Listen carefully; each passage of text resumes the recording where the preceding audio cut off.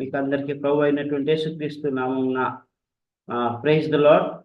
మనము దేవుని వాక్యాన్ని ఒక క్రమ పద్ధతిలో అధ్యయనం చేస్తూ ఉన్నాం.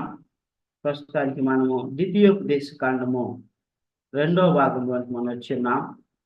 ద్వితీయోపదేశ కాండము మోషే రాసినటువంటి 5 ధర్మశాస్త్ర గ్రంథాలలో చివరి గ్రంథము, చాలా ప్రాముఖ్యమైనటువంటి గ్రంథము. ఈ యొక్క గ్రంథం యొక్క ముఖ్య వచనం, we all should remember this one. 7వ అధ్యాయం 9వ వచనం, chapter 7 verse 9. Know therefore that the Lord thy God is God, the faithful God, which keepeth covenant and mercy with them that love him and keep his commandments to 1,000 generations.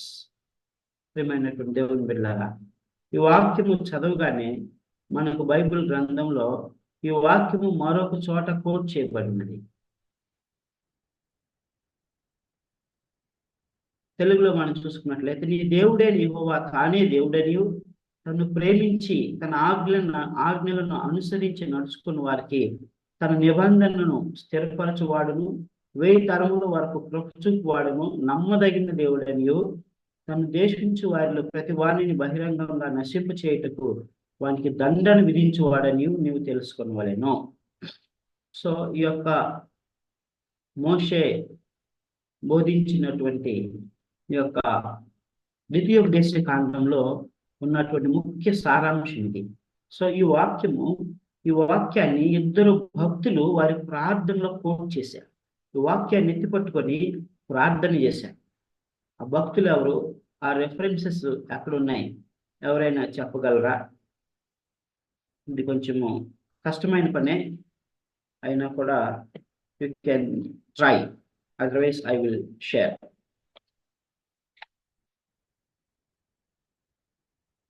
ఈ వాక్యాన్ని ఒక crisis వచ్చినప్పుడు, పెద్ద ఉపద్రవం సమస్య వచ్చినప్పుడు ఈ వాక్యాన్ని ఎత్తిపట్టుకొని ఆ భక్తులు ప్రార్థన చేశారు.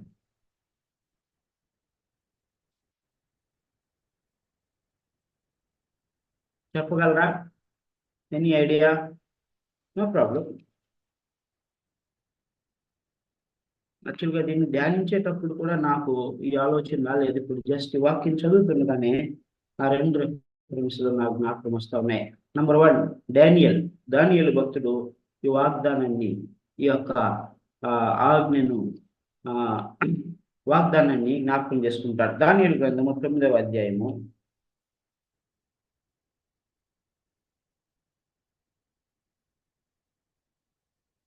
దానియేలు గ్రంథము 9వ అధ్యాయము,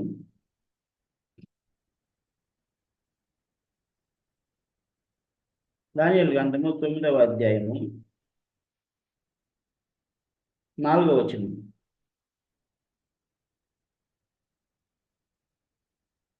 చదవండి. దానియేలు గ్రంథము 9వ అధ్యాయం 4వ వచనం. విజయ్ కుమార్ అక్క, దానియేలు గ్రంథము 9వ అధ్యాయం 4వ వచనం చదవండి. నేను నా దేవుడైన యెహోవా ఎదుట ప్రార్థన చేసి ఒప్పుకున్నదేమనగా, ప్రభువా, మహాత్మ కలిగిన భీకరుడవగు దేవా, నీ ఆజ్ఞలను అనుసరించి నడుచువారి ఎడల నీ నిబంధనను, నీ కృపను జ్ఞాపకం చేయువాడా. సో నీ ఆజ్ఞలను అనుసరించి నడుచువారి ఎడల నీ నిబంధనను, నీ కృపను జ్ఞాపకం చేసుకున్నవాడా. ఇప్పుడు ఉంది కదా, తను ప్రేమించి తన ఆజ్ఞలను అనుసరించి నడుచుకున్న వారికి తన నిబంధనను స్థిరపరచువాడును, కృప చూపువాడును, నమ్మదగిన దేవుడును అని ఉంది కదా. సో ఇక్కడ సమస్య ఏంటంటే ఇజ్రాయేలు ప్రజలు బబులోను దేశంలో బానిసలుగా ఉంటున్నారు, చెరకొనుకోబడిన వారిగా ఉంటున్నారు, క్యాప్టివ్స్ గా ఉంటూ ఉన్నారు. ఎంతకాలం ప్రభా మరి ఈ యొక్క ప్రజలు బానిసలుగా ఉండాలి? అయితే యెషయా గ్రంథంలో నువ్వు వాగ్దానం చేశావు, 70 సంవత్సరముల ప్రవచనం పూర్తయిన తర్వాత నేను ఇజ్రాయేలు ప్రజలను తిరిగి మరలా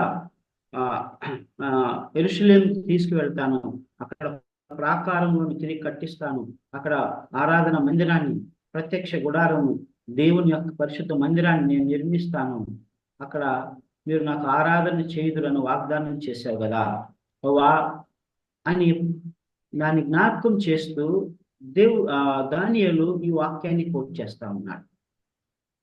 దేవా, తను ప్రేమించి తన ఆజ్ఞలను అనుసరించి నడుచుకున్న వారికి తన నిబంధన స్థిరపరచువాడు అనియు 1000 తరముల వరకు కృప చూపువాడు అనియు నమ్మదగిన దేవుడు అనియు మేము నమ్ముచున్నాం ప్రభా. ఇదిగో మేము పశ్చాత్తాపడుతున్నాం, మమ్మను తిరిగి మరలా యెరూషలేముకు నడిపించు ప్రభా. నువ్వు నిబంధనని చేసి నిబంధన మీరే దేవుడు కాదు ప్రభా, కనికరించు, ఇజ్రాయేల్ ప్రజలను విడిపించు అని ప్రార్థన చేశాడు. ఆయన ప్రార్థన విని దేవుడు కోరేషు రాజు సమయంలో ఇజ్రాయేలు ప్రజలు, యూదులు 2 విడతలుగా తిరిగి మరలా యెరూషలేముకు వెళ్ళిపోతారు. ప్రియమైనటువంటి దేవుని బిడ్డలారా, చూడండి, భక్తులు దేవుని యొక్క వాక్యమును ఎంతగా ధ్యానిస్తూ ఉన్నారు. ప్రార్థన అనేటువంటిది వాక్యానుసారంగా ఉండాలి. వాక్యానుసారంగా ఉన్నప్పుడు దేవుడు ప్రార్థన వింటాడు. వెంటనే దేవుడు గాబ్రియేలు దూతను పంపించాడు. ఆయన ప్రార్థన చేస్తూ పశ్చాత్తాపడుతూ దేవుని స్తుతిస్తూ ఆరాధిస్తూ ఆయన ఇచ్చిన వాగ్దానాలను ఆయన జ్ఞాపకం చేసుకుంటూ ప్రార్థన చేస్తూ ఎత్తిపట్టుకొని ప్రార్థన చేస్తూ ఉన్న సమయంలోనే దేవుని దూత వెంటనే వచ్చేసింది. దానియేలు ఇంకనూ ప్రార్థించుండగానే దేవుని యొక్క దూత మరి వచ్చినట్లుగా మనం చూస్తాం. చూడండి, 9వ అధ్యాయము, దానియేలు గ్రంథం 9వ అధ్యాయము 20వ వచనం, 21వ వచనం.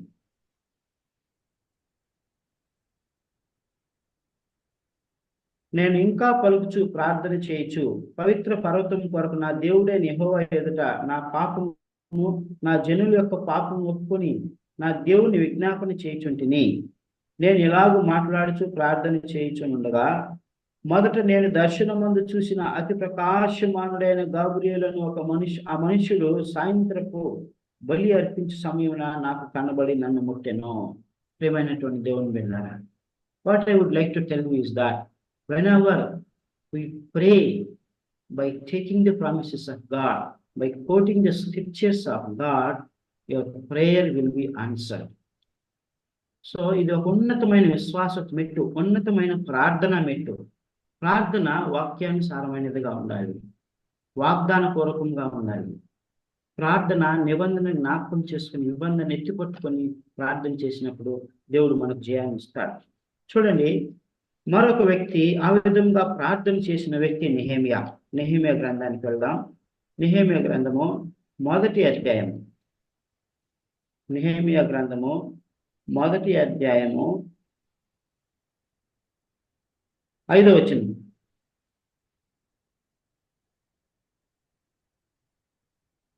ఎట్లనగా, ఆకాశమందున్న దేవ యెహోవా, భయంకరుడైన గొప్ప దేవ, నిన్ను ప్రేమించి నీ ఆజ్ఞలను అనుసరించి నడుచువారిని కటాక్షించి వారితో నిబంధనలను స్థిరపరచువాడా.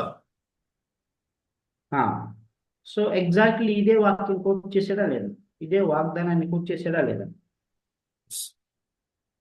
Yes or no? Yes.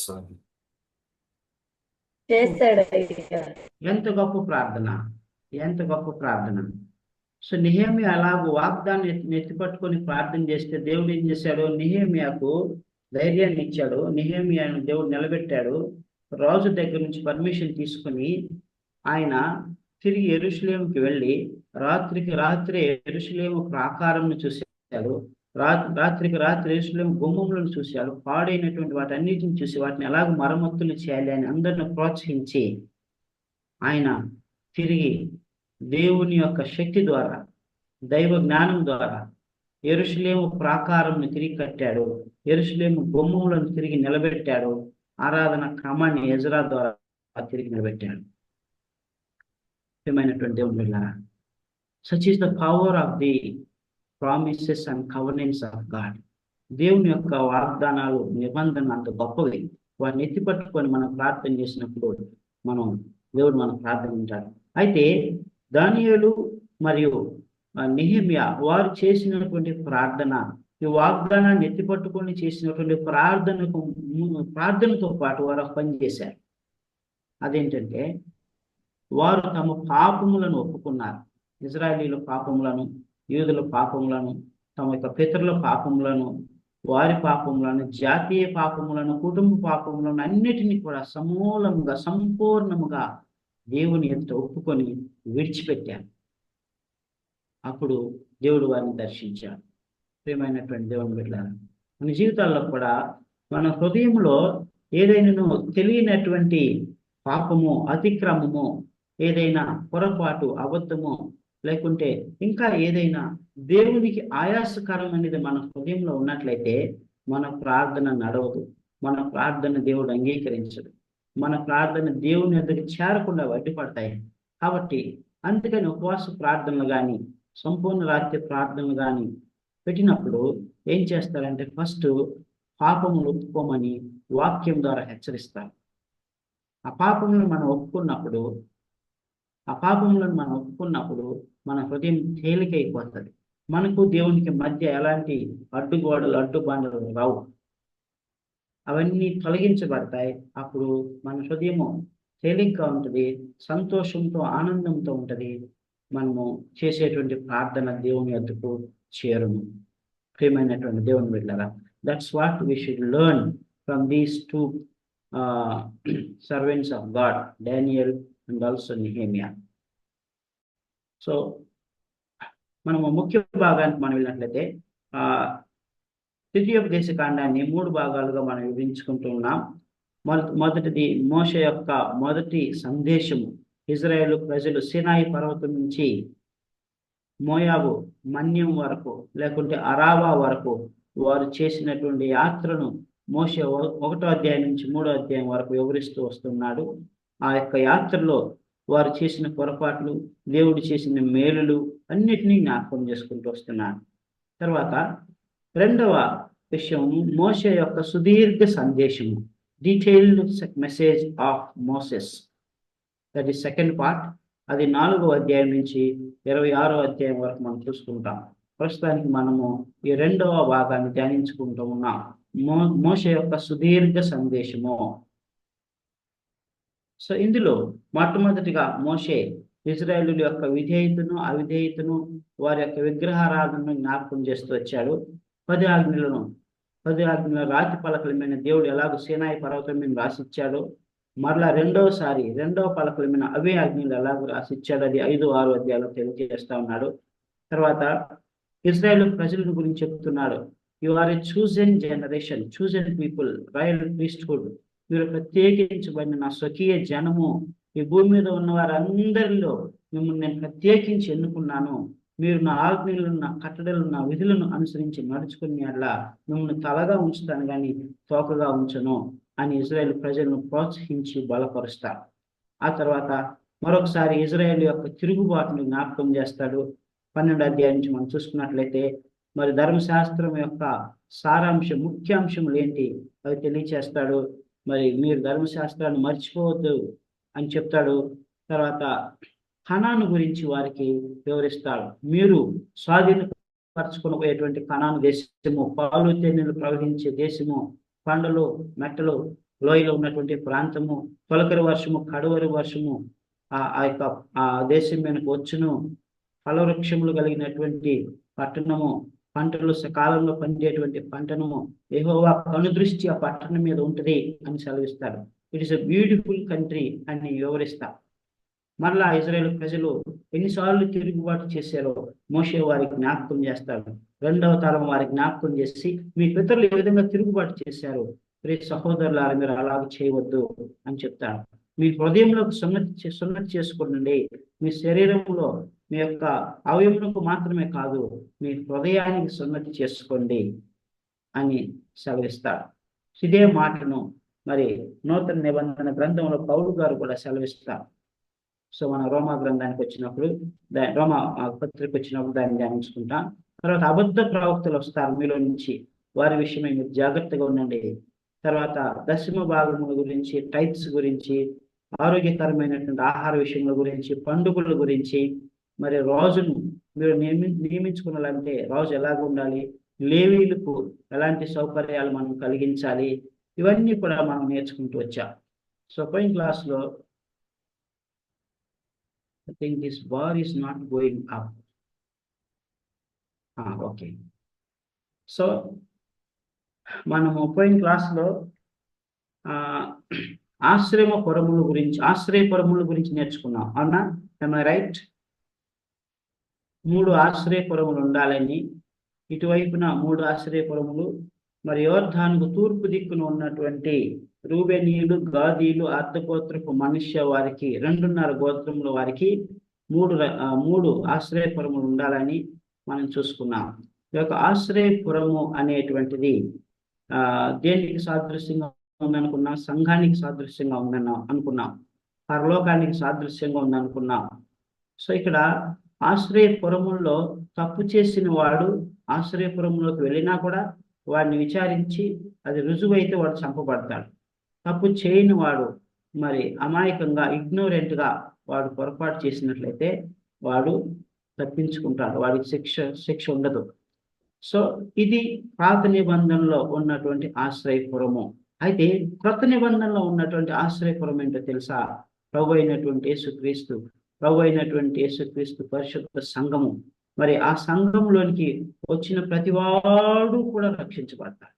That is the beauty of the new covenant and the new city of refuge in the new covenant. Old covenant, if he is guilty, he should die. అయితే క్రొత్త నిబంధనలో మరి యేసుక్రీస్తు కృప ద్వారా మనకు అనుగ్రహించబడిన ధన్యత ఏంటంటే, even though we are guilty, even though we commit sin, when we come to the house of God and confess with our heart and confess with our mouth and believe with our heart, then we shall be saved. ప్రభు రక్తం మన ప్రతి పాపమును కడిగి మనం పవిత్రులుగా చేయండి. మన పాపమును మనం ఒప్పుకొని ఎడల ఆయన నమ్మదగిన వాడు, నీతిమంతుడు కనుక సమస్త దుర్నీతి నుండి మనం విడిపించి పవిత్రులుగా చేయండి.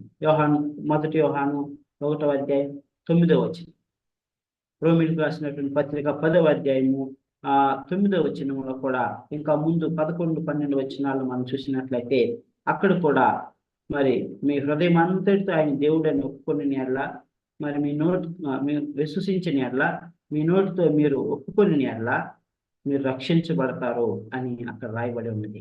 So I think you should understand the difference between the old covenant and new covenant, and the old cities of refuse and the new covenant city of refuse. Here everybody whoever come to me, I will not cast him away. నా యొద్దకు వచ్చు వారిని ఎంత మాత్రమో త్రోసివేయను. however sinner he may be, however the greatest sinner he may be, అది ఎంత గొప్ప పాపి అయినా, అంత భయంకర పాపి అయినా నా యొద్దకు వస్తే నేను అతన్ని రక్షిస్తాను.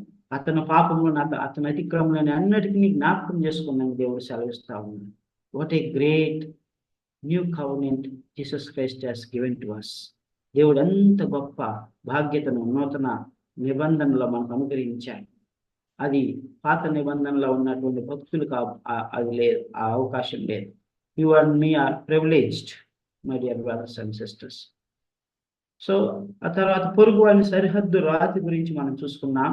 2-3 సాక్షులు ఆధారం చేసుకుని అతను శిక్షించాలని మనం చూసుకున్నాం. తర్వాత యుద్ధ సూత్రాలను మనం నేర్చుకున్నాం. యాజకుడు ముందుకు వచ్చి సమాజం అంతటికి చెప్పాలి, డు నాట్ బి అఫ్రైడ్, మీరు శత్రువును చూసి భయపడవద్దు. వారిని ధైర్యపరుస్తూ ఉన్నారు. మీ హృదయంలో జంకనీకుడు, భయపడకుడి, వనకుడి, బెదరకుడి అని సెలవిస్తూ ఉన్నారు. మీ పక్షం యుద్ధం చేసి వాడు యెహోవాయే. ఎవరు యుద్ధంలోకి వెళ్ళకూడదు.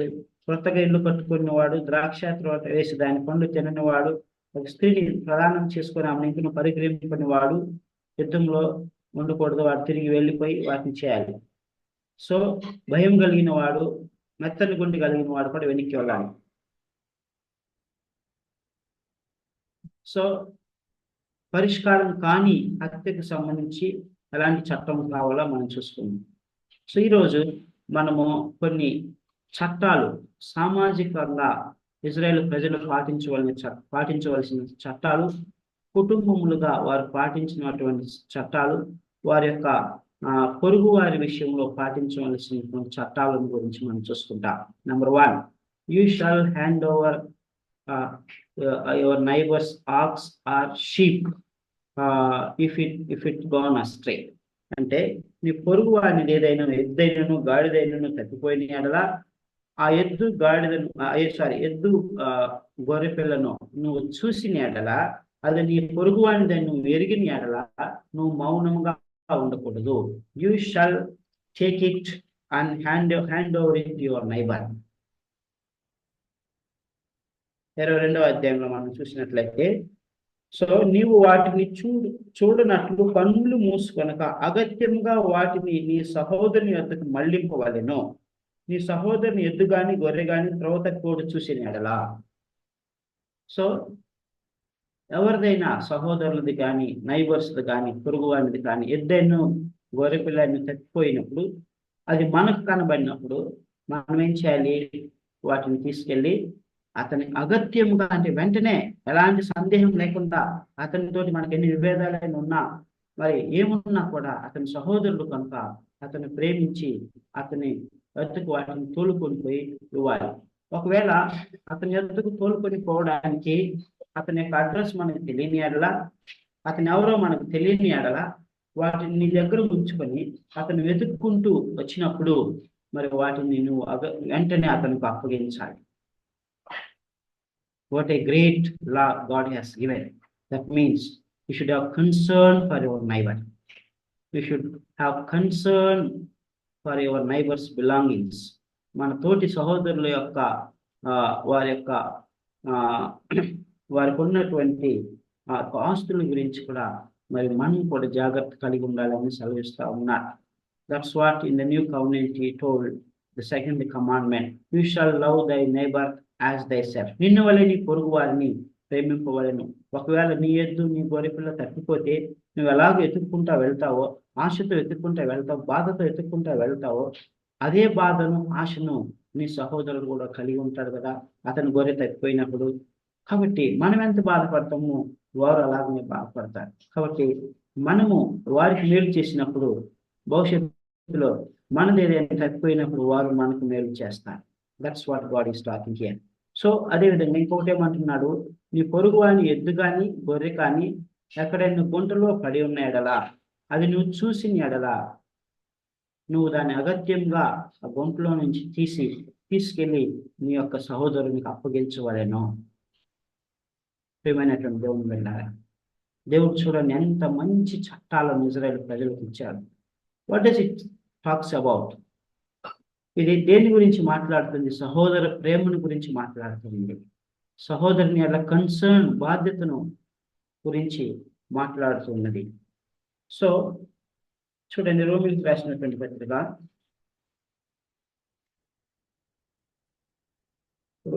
ఫిలిప్పీలకు రాసినటువంటి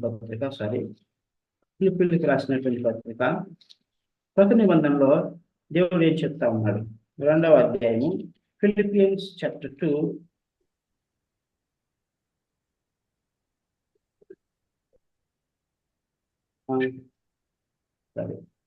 Philippians chapter 2 verse 2 and 2, 3, 4.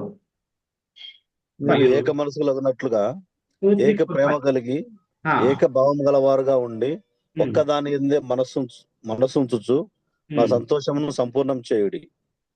కక్ష చేతనైనను వృతాశయం చేతనైనను ఏమీ చేయక వినయమైన మనస్సు గలవారై ఒకరికొకడు తనకంటే యోగ్యుడని ఎంచుచు మీలో ప్రతివాడును తన సొంత కార్యములను మాత్రమే కాక ఇతరుల కార్యములను కూడా చూడవలెను.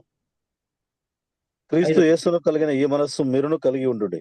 This is what the mind of Christ. క్రీస్తు యేసు కలిగిన ఈ మనస్సును మీరును కలిగి ఉండండి. ప్రేమైనటువంటి దేవుని వెళ్ళాలి. ఎంత మంచి వాక్యం దేవుడు మనకి ఇస్తా ఉన్నాడు. That's what God is talking about. God was talking about the old covenant Israelites, and today God is talking about new covenant spiritual Israelites like you and me. ఏక మనసు మనం కలిగి ఉండాలి, ఏక ప్రేమ కలిగి ఉండాలి, ఏక భావం గలవారమై ఉండాలి. ఒక్కదాని అందే మనసు ఉంచుచు నా సంతోషమును సంపూర్ణం చేయండి. కక్షలు ఉండకూడదు, వృధాతిశయం ఉండకూడదు. కక్షలను బట్టి మన పొరుగువానికి మేలు చేయకుండా మనం ఉండకూడదు. వృధాతిశయమును బట్టి మన పొరుగువానికి మనం సహాయం చేయకుండా ఉండకూడదు. అభిప్రాయ భేదాలు ఉండొచ్చు. But at the same time, if you see your neighbour's ox or sheep, you shall take that one to your neighbour or fellow brother. ప్రియమైనటువంటి దేవుని బిడ్డలారా, ప్రభు మన దోషములను బట్టి మనలను శిక్షించాడా? నేను మీ దోషములను, మీ అపరాధములను ఎన్నటికీ నీ జ్ఞాపకం చేసుకోను అన్నాడు. మనిషిని దేవుడు ఒక గడ్డి పువ్వు వలె చూస్తా ఉన్నాడు, మన్ను వలె చూస్తా ఉన్నాడు. ప్రియమైనటువంటి దేవుని బిడ్డలారా, we should not look at others and their faults and their mistakes often and keep ourselves away. But the God is telling, you shall take care of your neighbor. మీలో ప్రతి వాడును తన సొంత కార్యములను మాత్రమే కాక ఇతరుల కార్యములను కూడా చూడవలెను. This is the commandment of God, new covenant commandment of God. My dear brothers and sisters, are we taking responsibility for our fellow brethren, blood relatives? If they are in need, are we helping them? If they are in trouble, are we going and helping them to come out of that trouble? So even an unknown person, like ఒక మనిషి యెరూషలేము నుంచి యెరికోకు వెళ్తున్నాడు, దొంగల చేత పట్టుబడ్డాడు, వస్త్రహీనుడయ్యాడు, సమస్తం కోల్పోయాడు, గాయంలో పాలయ్యాడు. Are we like Levite, లేవీడు వలె, యాజకుడు వలె మనం ఉంటున్నామా? లేకుంటే లైక్ గుడ్ సమరయుని వలె మనం ఉంటున్నాం? మంచి సమరయుడు ఏం చేశాడు? అతన్ని ప్రేమించాడు, అతనికి మంచినీళ్ళు ఇచ్చాడు, అతను గాయంలో కట్టాడు, అతను ఎత్తుకున్నాడు, తన గుర్రం మీద కూర్చోబెట్టుకొని, గాడిద మీద కూర్చోబెట్టుకొని కోటుకోళ్ళవాని అది తీసుకెళ్ళి ఏం చేశాడు? He showed the godly love. అతనికి అక్కడ భోజనం పెట్టించాడు. ఇతను తగ్గే వరకు చూడు, మరలా నేను తిరిగి వస్తాను, ఇంకా ఎంతైతే చెల్లించాలో నేను చెల్లిస్తాను అని అంటాడు. So he was a foreigner to him, but yet good Samaritan helped him. ప్రభు అయినటువంటి యేసుక్రీస్తు అలాగనే మన గాయాలను కట్టాడు కాబట్టి, మన పాపం క్షమించాడు కాబట్టి, మనం రక్షించాడు కాబట్టి, మనం కూడా ఇతరులను మనకంటే గొప్పగా మనం ఎంచుకోవాలి. కక్షలు పెట్టుకోకూడదు, హృదయాతిశయం మనం కలిగి ఉండకూడదు. వినయమై మనసు కలవాలమై ఒకరిని కంటే మరొకరిని యోగ్యునిగా ఎంచుకున్నాను. ఏమైనటువంటి దేవుని దగ్గర దేర్ బై దేవుడు మనం కూడా ఆశీర్వదిస్తాడు. మీలో ప్రతి వాడు తన సొంత కార్యంలో మాత్రమే ఇతరుల కార్యం ఎంచుకోవడమేమో. That is the mind of Christ. ఇంకా చాలా వాక్యాలు ఉన్నాయి, మనం డీటెయిల్గా ఆ యొక్క వాక్య క్రొత్త నిబంధనలకు వచ్చిన తర్వాత చర్చించుకుందాం. Otherwise will be late. So తర్వాత రెండవ విషయం ఇక్కడ చెప్తా ఉన్నాడు, స్త్రీ పురుషుని వేషం వేసుకోకూడదంట, పురుషుడు స్త్రీ వేషము వేసుకోకూడదు. 5వ వచనం, ద్వితీయోపదేశకాండము 22వ అధ్యాయము 5వ వచనం, అలాగే చేయు వారందరూ నీ దేవుడైన యెహోవాకు హేయులు అంటున్నారు. Straight forward commandment of God. దేవుడు సూటిగా తన ఆజ్ఞను తెలియజేస్తా ఉన్నాడు. పురుషుడు స్త్రీ వేషం వేసుకోకూడదు, స్త్రీ పురుషుని వేషము వేసుకోకూడదు. సో అది డ్రెస్లో కావచ్చు, లేకుంటే హెయిర్ స్టైల్ కావచ్చు, లేకుంటే ఇంకేమైనా కావచ్చు. ఈవెన్ ప్లాస్టిక్ సర్జరీ కూడా చేయించుకుంటూ ఉన్నాం. That is all against the word of God. ఇదంతా కూడా దేవుని యొక్క వాక్యములకు విరుద్ధము. వారు శిక్షకు పాత్రలు. ప్రియమైనటువంటి దేవుని బిడ్డలారా, we should not do that. Then thou shalt not take the dam with the young. So ఒక పక్షి గూడిని నువ్వు చూసినప్పుడు, ఆ పక్షి చెట్టు మీద కావచ్చు, నేల మీద కావచ్చు చూసినప్పుడు, ఆ పక్షి పిల్లలను పొదిగినప్పుడు మరి తల్లిని తీసుకోకూడదు అని చెప్తా ఉన్నాడు. ఎందుకంటే ఆ పిల్లలు అన్యాయం అయిపోతాయి, ఆకులకు అలంబరించి చనిపోతాయి. కాబట్టి ఆ పిల్లలను తీసుకోవచ్చు కానీ తల్లిని మాత్రము తీసుకోకూడదు అని చెప్తా ఉన్నాడు. ఎందుకు? ఆ పిల్లలు అరుస్తాయి, కేకలు వేస్తాయి, ఏడుస్తాయి, దేవునికి మొరపెట్టవచ్చు. నువ్వు పాపము చేసిన వాడు అవుతావు. కాబట్టి అలాగ నువ్వు చూసినప్పుడు ఆ చిన్నపిల్లలను తీసుకొని వెళ్ళి పోషించుకోవచ్చు, పెంచుకోవచ్చు, కానీ తల్లిని మాత్రమే తీసుకెళ్ళకూడదు అని చెప్తాడు. తర్వాత మరి ఒక వ్యక్తి కొత్తగా గృహాన్ని నిర్మించుకున్నట్లయితే ఆ గృహమును పైన మరి ఒక గోడ కట్టించవాలని అంటున్నాడు 8వ వచనంలో. సో క్రొత్త ఇల్లు కట్టించినప్పుడు దాని మీద నుండి ఎవడైనా పడుట వలన నీ ఇంటి మీదకు హత్యా దోషం రాకుండాకై నీ ఇంటి పైకప్పున చుట్టూ పెట్టగోడ కట్టింపవలెను. సో గోడ కట్టించాలి, ఎందుకంటే పిల్లలు కానీ ఎవరైనా ఎక్కి మరి ఆడుకుంటూ కింద పడిపోతారు. చూడండి దేవుడు ఎంత కేర్ తీసుకుంటున్నాడు, దేవుడు ఎంత జాగ్రత్త తీసుకుంటున్నాడు. ప్రతి every minute detail of Israel's lives God gave them clause. దేవుడు ప్రతి చిన్న విషయంలో కూడా ఇజ్రాయెల్ ప్రజలకు చట్టాలను న్యాయ విధులను అనుగ్రహించి ఉన్నాడు. అలాగ జరిగితే ఆ ఇంటి మీద దోషం వస్తుంది కాబట్టి నువ్వు గోడ కట్టించని చెప్పాడు. ఆ తర్వాత ఇంకా మనం చూసినట్లయితే 8వ వచనంలో 9వ వచనంలో నువ్వు విత్తనములో పైరును నీ ద్రాక్ష తోట వచ్చుబడి ప్రతిష్ఠితము కాకున్నట్లు నీ ద్రాక్ష తోటలో వివిధమైన వాటిని విత్తకూడదు.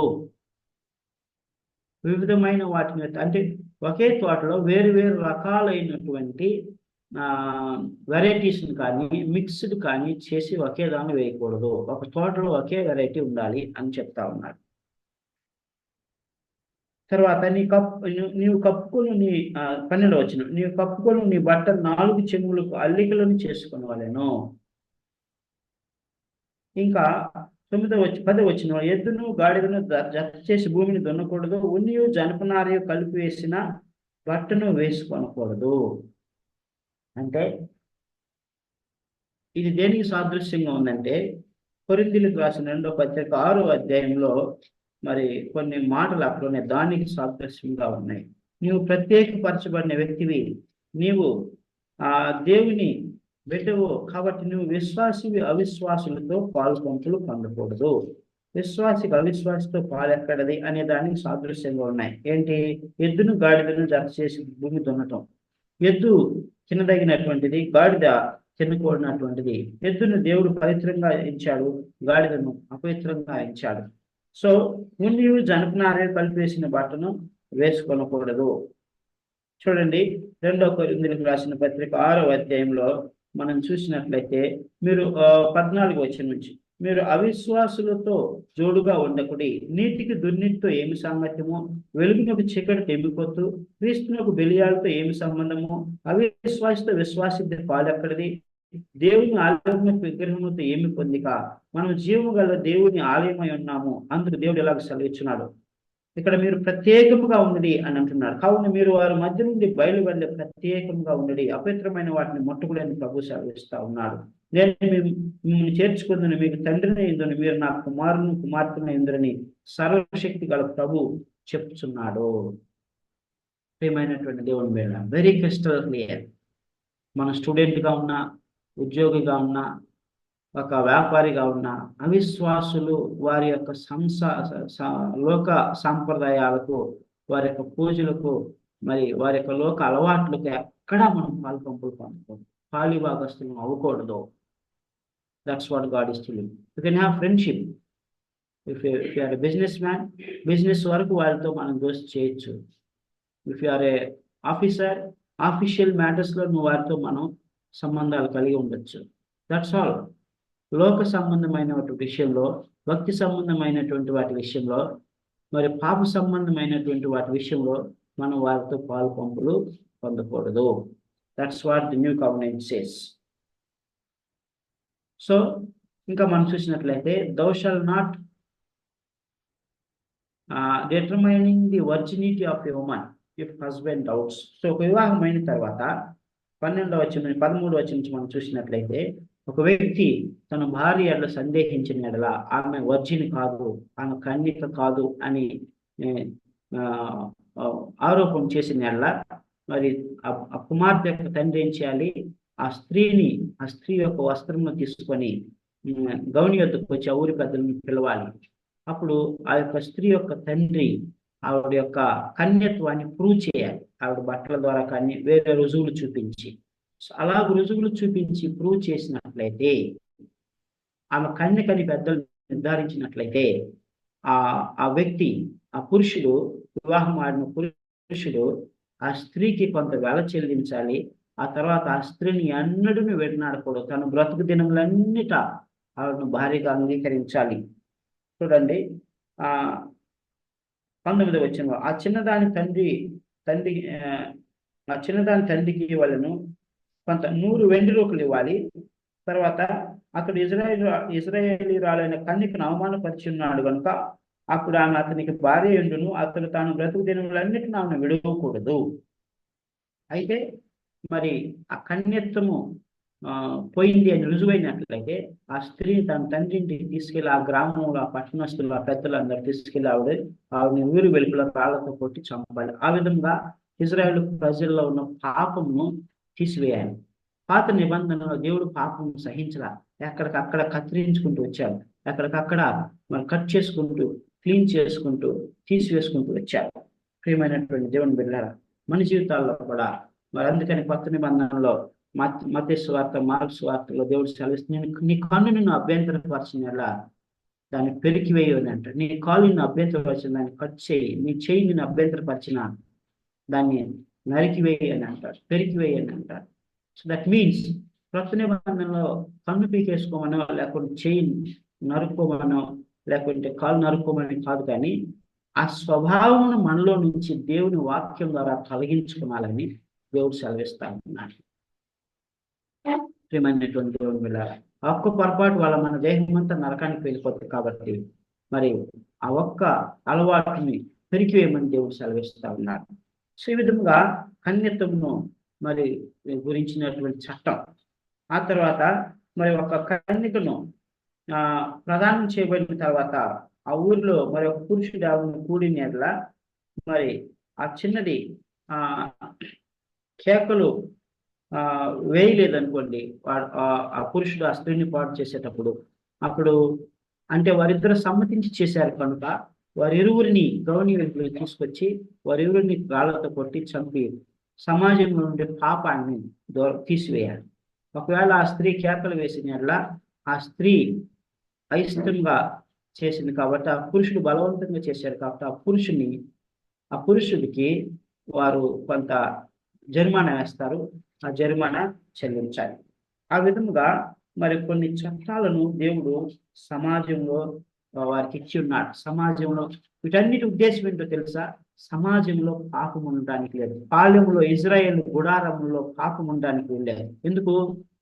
ఇజ్రాయేల్ గుడారంలో దేవుడైన యెహోవా సంచరించుతూ ఉంటాడు. ఆ ప్రత్యక్ష గుడారంలో దేవుడు ఉంటాడు కనుక, దేవుడు పరిశుద్ధుడు కనుక ఆయన ఉన్న ప్రాంతంలో అపవిత్రత, పాపము ఉండకూడదు. ప్రియమైనటువంటి దేవుని బిడ్డలారా, సో ఇంకేమంటున్నాడు 30వ వచనంలో, ఎవడును తన తండ్రి భార్యను పరిగ్రహింపకూడదు, తన తండ్రి విప్ప తగని కోకను విప్పకూడదు. తండ్రి భార్యను కానీ తండ్రికి సంబంధించిన దేన్ని కూడా కుమారుడు ముట్టుకొనకూడదు. So this is what verse chapter 22 talks about. ఆ తర్వాత 23వ అధ్యాయంలో మనం వచ్చినట్లయితే, దేవుడు కొంతమందిని పరిశుద్ధ సమాజ మందిరంలోని ప్రత్యక్ష గుడారంలోనికి వారు రావడానికి వీల్లేదు అంటున్నారు. వారిని నిషేధించారు. ఎవరు? 23వ అధ్యాయం 1వ వచనం, గాయము నొందిన వృషణములు గలవాడే గాని మరణమాంగము కొయ్యబడిన వాడే కానీ యెహోవా సమాజంలో చేరకూడదు. కుంకుడు యెహోవా సమాజంలో చేరకూడదు. వానికి 10వ తరం వాడేను యెహోవా సమాజంలో చేరకూడదు. వారు హేయులు. ఇంకేమంటున్నా, అమ్మోనీయుడే కానీ మోయాబీయుడే కానీ యెహోవా సమాజంలో చేరకూడదు. వారి 10వ తరం వారు కూడా చేరకూడదు. ఎందుకు అమ్మోనీయులు మోయాబీయులు వద్దంటున్నాడని అంటే, వారు ఎవరి సంతానము? లోతు తన కుమార్తెల ద్వారా పుట్టిన సంతానము. తర్వాత ఈ మోయాబీయులు, అమ్మోనీయులు ఇజ్రాయేల్ ప్రజలు అరణ్య యాత్ర చేస్తున్నప్పుడు వారి మీద యుద్ధానికి వచ్చినటువంటి వారు. మోయాబీయులు రాజు అయినటువంటి, మనం చదువుకున్నాం కదా సంఖ్యాకాండంలో, మోయాబు రాజు ఎవరు? బాలాకు బిలాము ప్రవక్తని పిలిచి ఇజ్రాయేల్ను శపించమని సెలవిచ్చాడు కదా, గుర్తొస్తుందా? మనం నేర్చుకున్నాం కదా. సో ఈ విధంగా వారు ఇజ్రాయేల్ని శాపం కోరుకున్నారు కనుక వారు ఎవరు కూడా సమాజం మందిరానికి రావడానికి వీల్లేదు. వారిని ఎక్కడ మీకు అవకాశం దొరికితే వారిని అందరినీ నశింప చేయండి అని సెలవిచ్చారు. సో ఇలాంటి వారు సమాజ మందిరంలోనికి రాకూడదు. తర్వాత 10వ వచనంలో 9వ వచనంలో నీ నీ సేన శత్రువులతో యుద్ధములకు బయలుదేరినప్పుడు నువ్వు ఏ దుష్కార్యం చేయకుండా జాగ్రత్త పడాలి. దుష్కార్యాలు చేయకూడదు, పాపము చేయకూడదు. అందుకని యెహోషువ దేవుడు సెలవిచ్చి ఉన్నాడు, నువ్వు యుద్ధానికి వెళ్లే ముందు ఇజ్రాయెల్ ప్రజలను శుద్ధీకరించు అని సెలవిచ్చాడు. అవును కదా? ఇజ్రాయెల్ ప్రజలను పవిత్రపరచు, 3 దినాలు వారు వస్త్రం వారు ఉతుక్కొనాలి, ఉపవాసం ఉండాలి, వారు శుద్ధీకరించుకున్నారు. ఏ పురుషుడు కూడా భార్యను కూడకూడదు, యుద్ధంలోనికి వెళ్ళి ఏ పురుషుడు కూడా భార్యను కూడకూడదు అని సెలవిస్తారు. అంటే దేవుని ఎదుట యోగ్యులుగా ఉండాలి. ఎందుకో తెలుసా? యుద్ధానికి వెళ్ళేటప్పుడు ఇజ్రాయెల్ ప్రజల సైన్యం ముందు మందస్సు వెళుతుంది, ది ఆర్క్ ఆఫ్ కవెనెంట్. మందస్సు పరిశుద్ధమైనది కదా, దేవుడే కదా. సో ఆ మందస్సును వెనక వెళ్ళేటువంటి సైనికులు అందరూ కూడా యాజకులు, మందసాన్ని తీసుకెళ్లేవారు, మందసం వెనుకున్నవారు, నాయకులు, యాజకులు, సైనికులు, 3 ఉంటారు. దానిలో అన్ని 3 కేటగిరీల ప్రజలు అందరూ కూడా ఎలా ఉండాలి? పరిశుద్ధముగా ఉండాలి. ప్రియమైనటువంటి దేవుని వల్ల ultimately God is telling to us that you shall be holy. మీరు పరిశుద్ధంగా ఉండండి. ఆత్మీయ జీవితంలో మీరు ప్రతిదినము ఆత్మీయ యుద్ధాలు చేయవలసింది. శత్రువైన సాతాను సమూహముతోటి, అంధకార సమూహముతోటి మీరు యుద్ధం చేయని ఉన్నారు కనుక మీరు సర్వాంగ కవచము ధరించుకొని మీరు ఎల్లప్పుడూ సిద్ధ మనసు గలవారై పరిశుద్ధముగా ఉండి అని దేవుడు సెలవిస్తాము, according to the new covenant. ఇంకా మనం చూసినట్లయితే అపవిత్రుడు ఆ యొక్క సమాజం మంది, ఒకవేళ ఎవడైనా అపవిత్రపరచబడిన అట్లా వాడు సమాజం మందిరం వెలుపులు ఉండాలి, సమాజం వెలుపులు ఉండాలి. సాయంత్రం అయ్యే వరకు క్యాంపులోకి రాకూడదు. వాడు స్నానం చేసి శుద్ధీకరించుకొని యాజకుని కనపరుచుకొని వాడు క్యాంపులోనికి రావాలి. చూడండి, దేవుడు ఎలాంటి పరిశుద్ధత స్టాండర్డ్స్ ని ఇజ్రాయెల్ ప్రజలకు నేర్పించి ఉన్నాడో. ప్రియమైనటువంటి దేవుని వెళ్ళారు. ఆ తర్వాత వారు బహిర్భూమికి వెళ్ళినప్పుడు దానికి ఒక నిర్ణీత స్థలం ఉండాలి. ఆ నిర్ణీత స్థలం బహిర్భూమికి వెళ్ళినప్పుడు ఆ బహిర్భూమి వెళ్ళినప్పుడు ఒక గసికి తీసుకొని వెళ్ళాలి. తర్వాత ఆ గసికి తోటి వారు ఆ యొక్క ఎక్స్క్రిమెంట్ ని, మలమును కప్పివేయాలి. అప్పుడేమవుతుంది? అది లోపల ఇదైపోతుంది. సమాజము అపవిత్రంగా ఉండదు, సమాజంలోనికి మురికి రాదు, పాపము రాదు, దుర్వాసన రాదు. ప్రియమైనటువంటి దేవుని బిడ్డల ఆ దినములో టాయిలెట్స్ ఇవన్నీ లేవు కనుక దేవుడు వారికి 24-30 లక్షల మందికి ఒక ఆరోగ్య సూత్రాన్ని అనుగ్రహించి ఉన్నారు. అందుకని ఇజ్రాయెల్ ప్రజలు అరణ్య యాత్రలు ఆరోగ్యంగా ఉన్నారు. సో పాపం అనేటువంటిది కప్పబడాలి, పాపం అనేటువంటిది శుద్ధీకరించబడాలి. ప్రతి నిబంధన ప్రకారం ఏంటంటే మరి పాపము అది శరీరం మలినము, ఇదేమో మన ఆత్మకు మలినం. మన ఆత్మకు మలినాన్ని ఎప్పటికప్పుడు దేవుని యొక్క వాక్యంతో మనం శుద్ధీకరించుకుంటూ ఉండాలి. ఎందుకంటే అక్కడ రాయబడి ఉంది, నీ దేవుడే యెహోవా. మరి 14 వచనం, నీ దేవుడే యెహోవా నిన్ను విడిపించుటకును నీ శత్రువులకు నీకు అప్పగించుటకును నీ పాలెములో సంచరించుచుండును గనుక ఆయన నీలో అసహ్యమైన దేనినైనా చూచి నిన్ను విడుకున్నట్లు నీ పాలెము పరిశుద్ధముగా ఉండవలెను. అర్థమవుతుందా ప్రియమైనటువంటి సహోదరులారా? దేవుడు పాలెమును సంచరించి ఉంటాడు, ప్రత్యక్ష గుడారం ఉంటాడు. ఆయన పరిశుద్ధుడు కనుక పాలెము పరిశుద్ధముగా ఉండవలెను.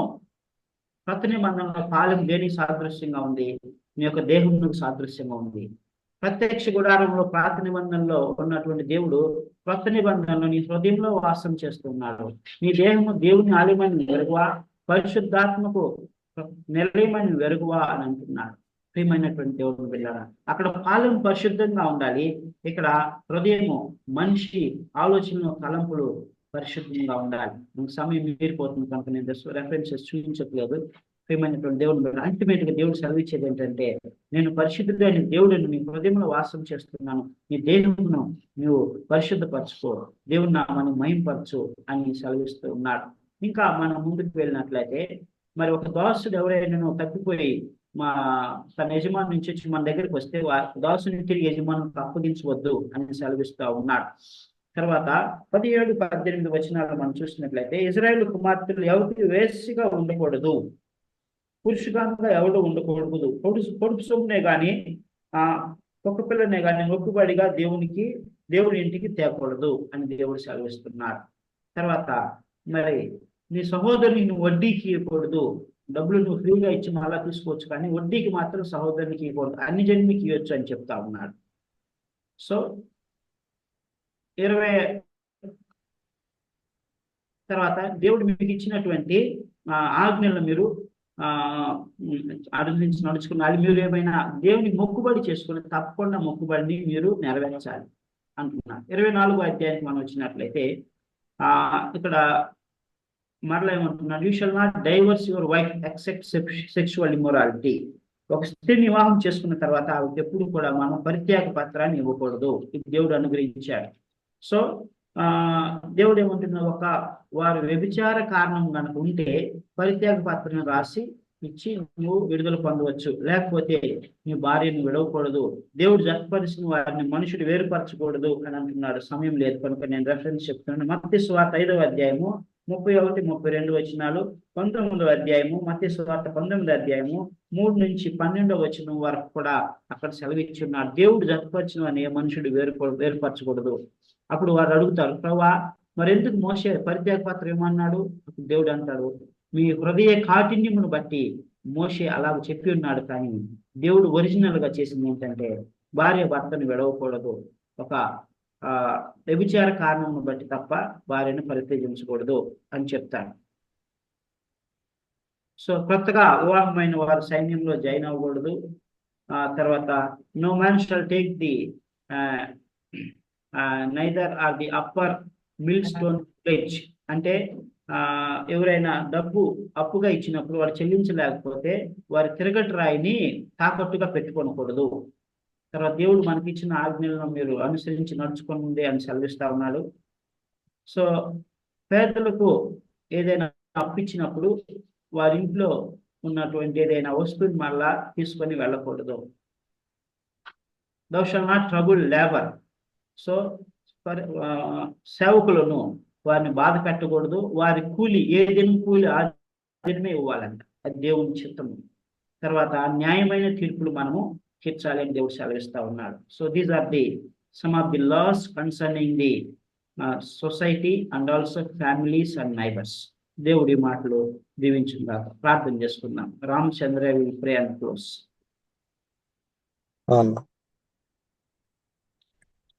ఓకే అన్న, ప్రార్థన చేసుకుందాం.